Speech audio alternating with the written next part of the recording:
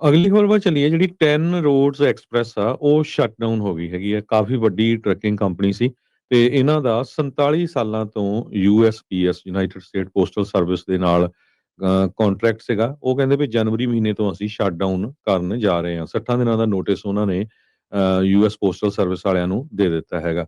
ਉਹਨਾਂ ਨੇ ਇਹ ਕਿਹਾ ਵੀ ਸਾਡਾ ਰੈਵਨਿਊ ਦਾ ਬਹੁਤ ਜ਼ਿਆਦਾ ਲਾਸ ਹੋਇਆ ਪਿਛਲੇ ਸਾਲਾਂ ਦੇ ਵਿੱਚ ਤੇ ਅਸੀਂ ਇਸ ਬਿਜ਼ਨਸ ਨੂੰ ਕੰਟੀਨਿਊ ਨਹੀਂ ਕਰ ਸਕਦੇ। 70% ਲਾਸ ਆਫ ਰੈਵਨਿਊ ਉਹਨਾਂ ਦਾ ਹੋਇਆ। ਸ਼ਟਡਾਊਨ ਉਸ ਟਾਈਮ ਦੇ ਉੱਤੇ ਆਇਆ ਜਦ ਦਾ 10 ਰੋਡਸ ਐਕਸਪ੍ਰੈਸ ਜਿਹੜੀ ਕੰਪਨੀ ਆ ਇਹਨਾਂ ਦੀ ਲੇਬਰ ਡਿਸਪਿਊਟ ਚੱਲ ਰਹੀ ਹੈਗੀ ਆ ਟੀਮਸਟਰ ਯੂਨੀਅਨ ਦੇ ਨਾਲ। ਬਹੁਤ ਸਾਰੀਆਂ ਸਟ੍ਰਾਈਕ ਹੋਈਆਂ ਜਿਹੜੀਆਂ ਫਰਵਰੀ ਮਹੀਨੇ ਸ਼ੁਰੂ ਹੋਈਆਂ ਸੀਆਂ। 500 ਦੇ ਕਰੀਬ ਯੂਨੀਅਨਾਈਜ਼ ਵਰਕਰਸ ਹੈਗੇ ਆ ਜਿਹੜੇ ਇੱਥੇ ਸਟ੍ਰਾਈਕ ਕਰ ਰਹੇ ਸੀ। ਜੋ 10 ਰੋਡਸ EMPLOYE ਆ ਉਹਨਾਂ ਨੂੰ ਇਨਫੋਰਮ ਕਰ ਦਿੱਤਾ ਗਿਆ ਆ ਵੀ ਜਨਵਰੀ 30 ਤੋਂ ਬਾਅਦ ਸਾਡੀ ਕੰਪਨੀ ਸ਼ਟਡਾਊਨ ਹੋਣ ਜਾ ਰਹੀ ਹੈਗੀ ਆ।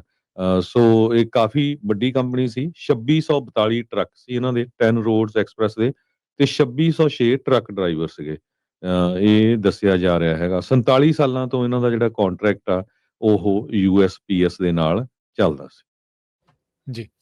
ਅਗਲੀ ਖਬਰ ਵੱਲ ਚੱਲੀਏ। ਜਿਹੜੀ 10 ਰੋਡਸ ਐਕਸਪ੍ਰੈਸ ਆ ਉਹ ਸ਼ਟ ਡਾਊਨ ਹੋ ਗਈ ਹੈਗੀ ਆ। ਕਾਫੀ ਵੱਡੀ ਟਰੱਕਿੰਗ ਕੰਪਨੀ ਸੀ ਤੇ ਇਹਨਾਂ ਦਾ 47 ਸਾਲਾਂ ਤੋਂ USPS United state postal service ਦੇ ਨਾਲ ਕੰਟਰੈਕਟ ਸੀਗਾ। ਉਹ ਕਹਿੰਦੇ ਵੀ ਜਨਵਰੀ ਮਹੀਨੇ ਤੋਂ ਅਸੀਂ ਸ਼ਟ ਡਾਊਨ ਕਰਨ ਜਾ ਰਹੇ ਹਾਂ। 60 ਦਿਨਾਂ ਦਾ ਨੋਟਿਸ ਉਹਨਾਂ ਨੇ ਯੂਐਸ ਪੋਸਟਲ ਸਰਵਿਸ ਵਾਲਿਆਂ ਨੂੰ ਦੇ ਦਿੱਤਾ ਹੈਗਾ।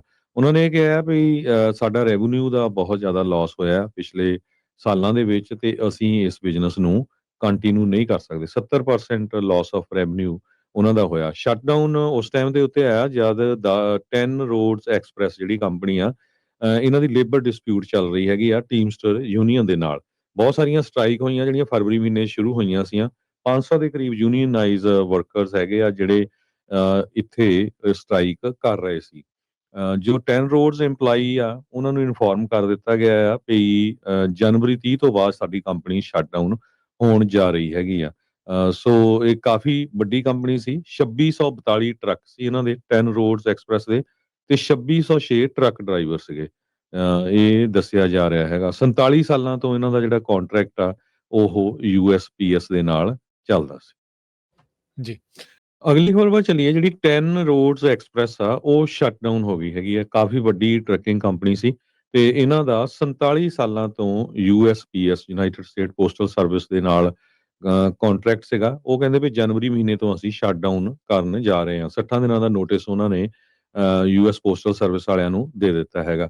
ਉਹਨਾਂ ਨੇ ਇਹ ਕਿਹਾ ਵੀ ਸਾਡਾ ਰੈਵਨਿਊ ਦਾ ਬਹੁਤ ਜ਼ਿਆਦਾ ਲਾਸ ਹੋਇਆ ਪਿਛਲੇ ਸਾਲਾਂ ਦੇ ਵਿੱਚ ਤੇ ਅਸੀਂ ਇਸ ਬਿਜ਼ਨਸ ਨੂੰ ਕੰਟੀਨਿਊ ਨਹੀਂ ਕਰ ਸਕਦੇ। 70% ਲਾਸ ਆਫ ਰੈਵਨਿਊ ਉਹਨਾਂ ਦਾ ਹੋਇਆ। ਸ਼ਟਡਾਊਨ ਉਸ ਟਾਈਮ ਦੇ ਉੱਤੇ ਆਇਆ ਜਦ ਦਾ 10 ਰੋਡਸ ਐਕਸਪ੍ਰੈਸ ਜਿਹੜੀ ਕੰਪਨੀ ਆ ਇਹਨਾਂ ਦੀ ਲੇਬਰ ਡਿਸਪਿਊਟ ਚੱਲ ਰਹੀ ਹੈਗੀ ਆ ਟੀਮਸਟਰ ਯੂਨੀਅਨ ਦੇ ਨਾਲ।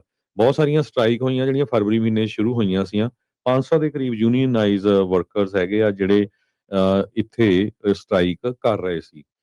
ਜੋ 10 ਰੋਡਸ EMPLOYE ਆ ਉਹਨਾਂ ਨੂੰ ਇਨਫੋਰਮ ਕਰ ਦਿੱਤਾ ਗਿਆ ਆ ਵੀ ਜਨਵਰੀ 30 ਤੋਂ ਬਾਅਦ ਸਾਡੀ ਕੰਪਨੀ ਸ਼ਟਡਾਊਨ ਹੋਣ ਜਾ ਰਹੀ ਹੈਗੀ ਆ। ਸੋ ਇਹ ਕਾਫੀ ਵੱਡੀ ਕੰਪਨੀ ਸੀ। 2642 ਟਰੱਕ ਸੀ ਇਹਨਾਂ ਦੇ 10 ਰੋਡਸ ਐਕਸਪ੍ਰੈਸ ਦੇ ਤੇ 2606 ਟਰੱਕ ਡਰਾਈਵਰ ਸੀਗੇ। ਇਹ ਦੱਸਿਆ ਜਾ ਰਿਹਾ ਹੈਗਾ। 47 ਸਾਲਾਂ ਤੋਂ ਇਹਨਾਂ ਦਾ ਜਿਹੜਾ ਕੰਟਰੈਕਟ ਆ ਉਹ ਯੂਐਸਪੀਐਸ ਦੇ ਨਾਲ ਚੱਲਦਾ ਸੀ। ਜੀ।